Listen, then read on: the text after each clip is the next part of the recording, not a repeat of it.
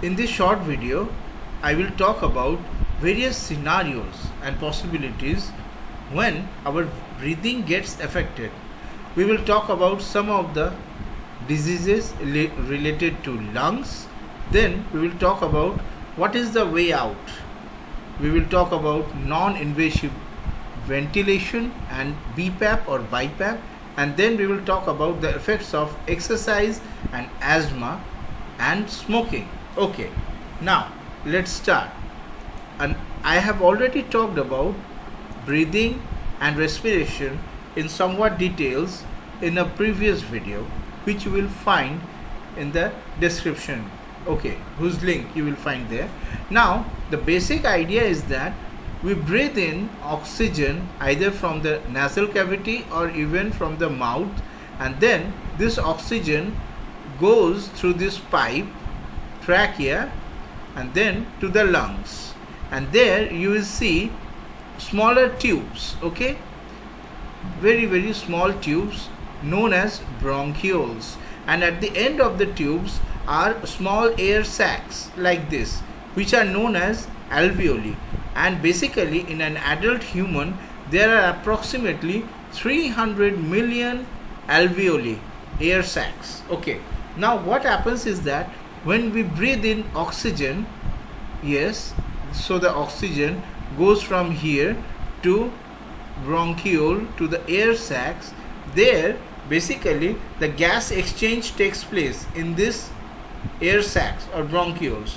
What happens? Basically the exchange happens to the wall, thin wall of this air sacs, and this exchange happens due to diffusion, and as a result of which the oxygen gets into the blood veins. You can see the alveoli is surrounded by blood veins, and so it is later on pumped out to the various parts of our body, all the various cells which get oxygen. And as a result of respiration, when the cells give out carbon dioxide, that comes again through the blood to this alveoli, and there it goes out from here. So let me use a different color for carbon dioxide. So this is the color for carbon dioxide, and so the carbon dioxide basically again comes out either from the nasal cavity or the oral cavity.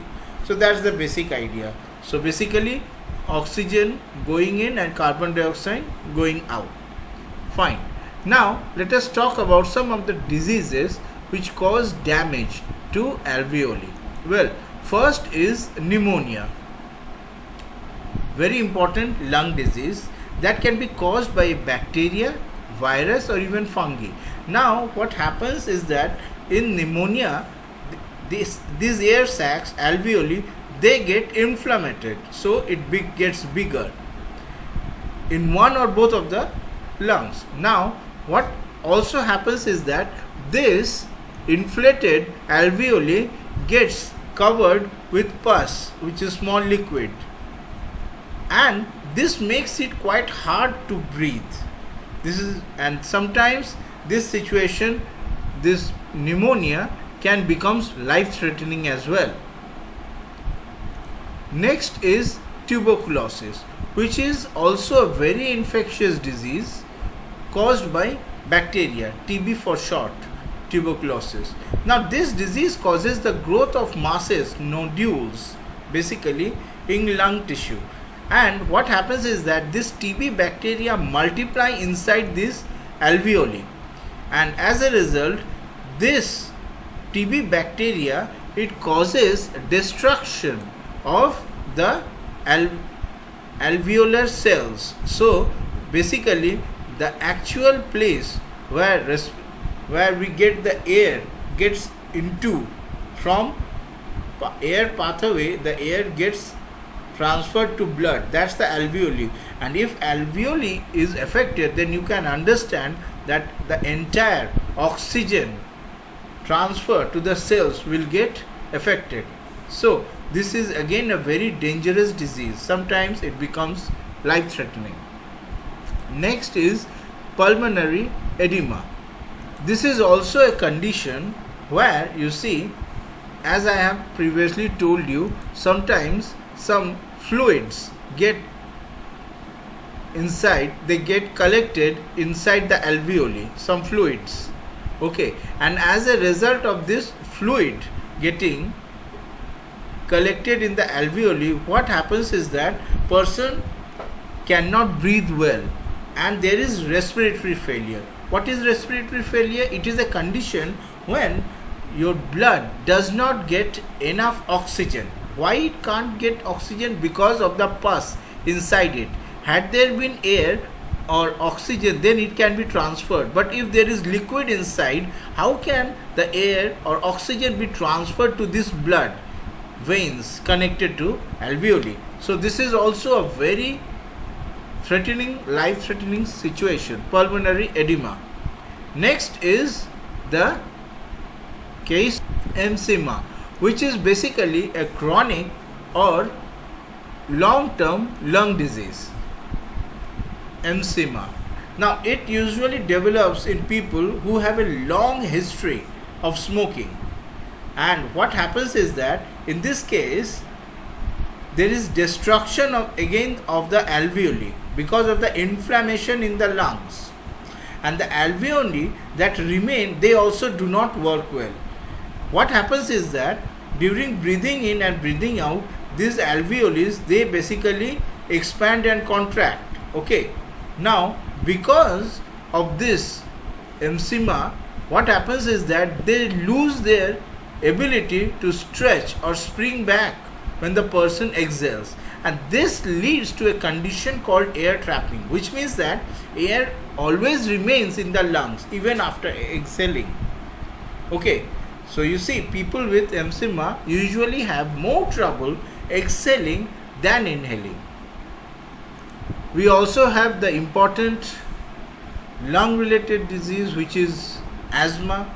Basically what happens is that asthma affects the airways in the lungs. You can see this is a normal airway to where the oxygen or goes in and the carbon dioxide comes out. Okay, let me draw. Yes, carbon dioxide comes out to the alveoli. Okay, now what happens is that these airways, you see the structure, it's quite normal, but as a result of asthma, sometimes you see the tightened muscles over here. If the muscles get tightened, what happens is that this airways, this gets smaller. Now see over here,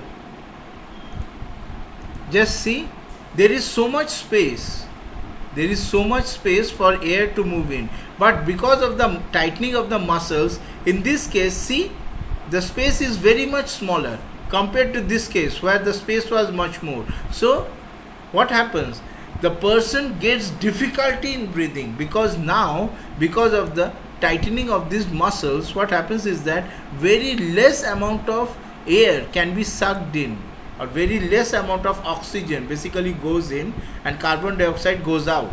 Okay, now also when exposed to certain triggers, the airway inflammation can worsen. That's known as asthma attack. Okay, this is also very dangerous, students. So now we have talked about the problems. What about the way out? Well, one of the way out or solution is to use non-invasive ventilation, where you don't put any holes in your throat for proper ventilation. Now this is basically done through the use of a breathing support. As you can see, the woman over here, this is a mask, okay, and the oxygen goes in and again carbon dioxide goes out. Okay, as you can see, breathing support administered through a face mask, a nasal mask, both over here, face mask as well as nasal mask, and even a helmet which is there to help it for the support. Now air usually with added oxygen is given through the mask under positive pressure. Generally the amount of pressure can be altered depending on how a person breathes in. Okay, now as I have told, this is known as non-invasive because it is delivered with a mask that is tightly fitted to the face through the head. One of the ways of non-invasive technique is the use of BiPAP or BiPAP, which is basically bi-level positive airway pressure. This is basically a machine, as you can see over here, the person sleeping and the machine over here. What happens is that here the person has to use if the person isn't getting enough oxygen. Now sometimes it can happen that because of certain situations a person doesn't get enough oxygen, and as a result the person can stammer and behave very abnormal. Sometimes his hands or legs cannot move properly, and people might think that he or she has got some stroke. Okay, but actually what has happened is that since the person is not getting enough oxygen, the brain is slowly shutting down, is not working properly, you can say, and as a result also other parts of the body, they are not getting enough oxygen. So overall the body becomes sluggish. The person speaks in a way that you cannot understand. Trust me, this has happened with one of my relatives, and through that we have come to know about this very interesting machine, BiPAP. Okay, now what happens is that unlike invasive mechanical ventilation, which connects to a tube in your throat, BiPAP or BiPAP basically delivers air through a mask on your face. Very interesting. What happens is that it uses a lower pressure when you are exhaling. So the idea is the following: when you exhale, yes. So this is this is the lungs and this is the pipe. During exhalation, the outside pressure is lower. The machine maintains this, and so the air in your lungs goes out automatically. And afterwards, the pressure, what happens is that the machine maintains a higher pressure during inhalation, and so what happens is that the higher pressure goes inside the lungs during inhalation. This is done through a machine known as BiPAP. Now let me talk about the effect of exercise on our breathing. Well, as you know, when we exercise, basically our muscles need more oxygen and glucose so that they can respire and release energy, which is used for our various bodily functions. Now during exercise, our breathing rate and also the depth of breathing increase so that we can get more oxygen into your blood. Now if you exercise regularly, what happens is that the muscles that you use to breathe, the diaphragm and other muscles, they become stronger. Okay, and this means that your chest cavity can open up more when you breathe in, so you can get more air into your lungs. With time, what happens is that regular exercise can also cause an increase in the number and size of the small blood vessels in your lungs and in the number of alveoli.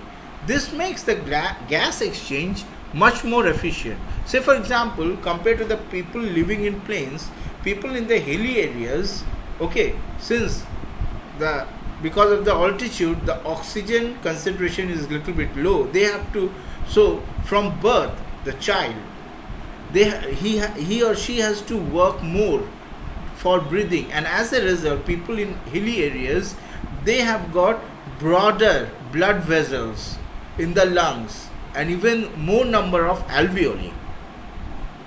Finally, let's talk about the effect of smoking. Well, you see, cigarette smoke contains 4 main things: carbon monoxide, nicotine, tar and particulates. Now tar is particularly bad for us. Why? Because tar covers the cilia, little hairs on the lining of the airways, and the damaged cilia can't get rid of the mucus properly, and as a result what happens is that the mucus sticks to the airways, making you cough more, and this is also known as smoker's cough. Now the damage builds up and can sometimes lead to bronchitis, which I have already covered, and also emphysema. And there's more. You see, tar contains carcinogens, Basically substances that can cause cancer. And smoking causes cancer of the lung, throat and mouth. So beware of this. Okay students, I have covered this. If you have any questions or queries, do ask me in the comment box. Happy learning.